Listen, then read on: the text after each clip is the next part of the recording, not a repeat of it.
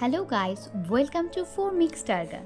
আমি প্রিয়াঙ্কা চলে এসেছি নতুন একটা রেসিপি নিয়ে। আজকের রেসিপিটা হচ্ছে চিংড়ি মাছ দিয়ে কাঁচকলা বাটা। এর জন্য আমি বাজার থেকে নিয়ে চলে এসেছি 100 গ্রাম মতো চিংড়ি মাছ। চিংড়ি মাছগুলো একটু বড় সাইজে নিয়েছি। এবার এই চিংড়ি মাছগুলোকে ভালো করে পরিষ্কার করে নিয়েছি। তারপর এতে নুন হলুদ মাখিয়ে 5-10 মিনিটের জন্য রেখে দেবো।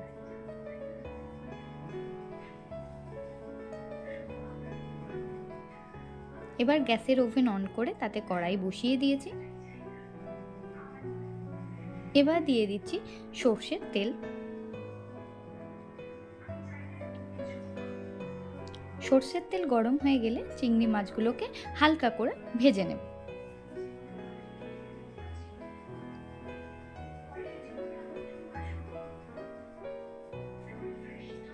এবার ওই তেলেতেই আমি দিয়ে দিচ্ছি কালো জিরে, আর আগে থেকে সরু সরু করে কাঁচকলাগুলোকে আমি কেটে রেখেছিলাম সেইগুলোকে এর মধ্যে দিয়ে ভেজে নেব। কাঁচকলাগুলোকে বেশ সরু সরু করে কাটলে এটা সেদ্ধ হয়ে যেতে ভাজতে ভাজতে সেদ্ধ হয়ে যাবে।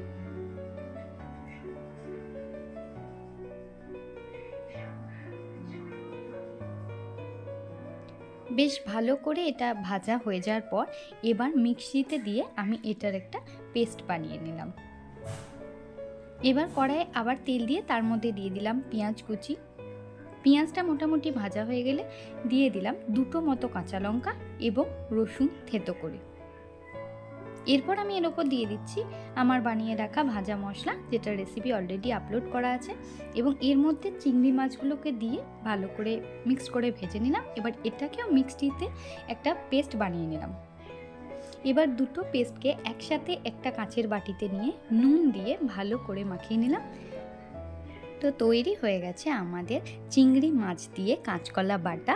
তো এই রেসিপিটা গরম ভাতের সাথে তোমরা একবার খেয়ে দেখো, তোমাদের খুব ভালো লাগবে। আচ্ছা, তোমরা ভালো থেকো, দেখা হবে আবার নেক্সট ভিডিওয়ে নতুন কোনো রেসিপি নিয়ে। আজকের মতো এই পর্যন্তই। Thank you.